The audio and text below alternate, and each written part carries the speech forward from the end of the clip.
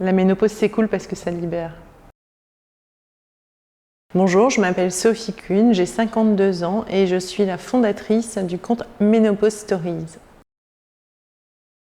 Il y a 5 ans, j'ai été placée en ménopause artificielle et j'ai eu des effets indésirables extrêmement forts, donc on a dû arrêter ce traitement. Pour autant, ça ne m'a pas arrêté moi, en ce sens que j'ai commencé à m'intéresser au sujet de la ménopause. La ménopause, on n'en parlait pas du tout autour de moi dans ma famille. J'en avais jamais entendu parler, je connaissais à peine le mot et ça me semblait très très lointain. Donc j'avais aucune représentation, aucun son, aucune image. Le mot ménopause a été créé en 1821 par un médecin qui s'appelle Charles de Gardanne et qui a décidé d'écrire un traité sur le sujet. Et il s'est intéressé à ce sujet pour vraiment poser les fondations de ce qu'était la ménopause. Auparavant, il n'y avait pas de mot, donc c'est un mot qui a seulement 200 ans. Donc ça a été très brutal puisque ça a été une ménopause artificielle et qu'au bout de 15 jours, j'ai eu énormément d'effets indésirables.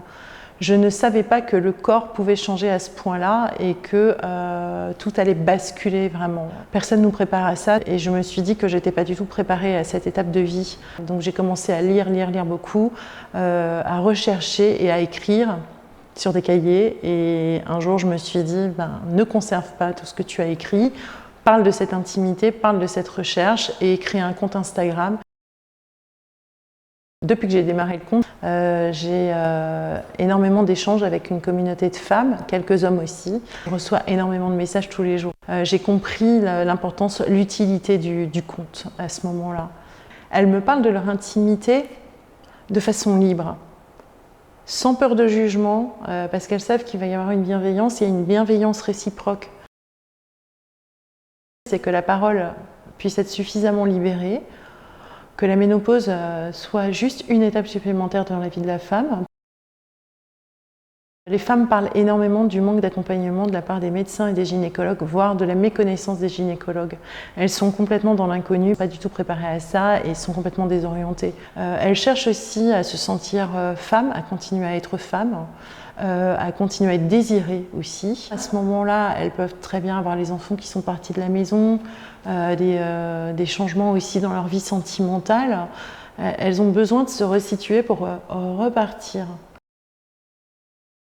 J'ai quelques hommes qui échangent avec moi, alors certains très timidement, puisqu'ils m'écrivent qu'ils n'osent pas trop en parler, et d'autres qui posent vraiment des questions parce qu'ils ont leur compagne ou leur femme qui passe par cette étape et qui ne savent absolument pas comment comprendre, comment écouter, comment accompagner et continuer à aimer cette femme qui, elle, est en plein désarroi. Donc ils me posent des questions pour savoir qu'est-ce que je dois dire et qu'est-ce que je dois faire.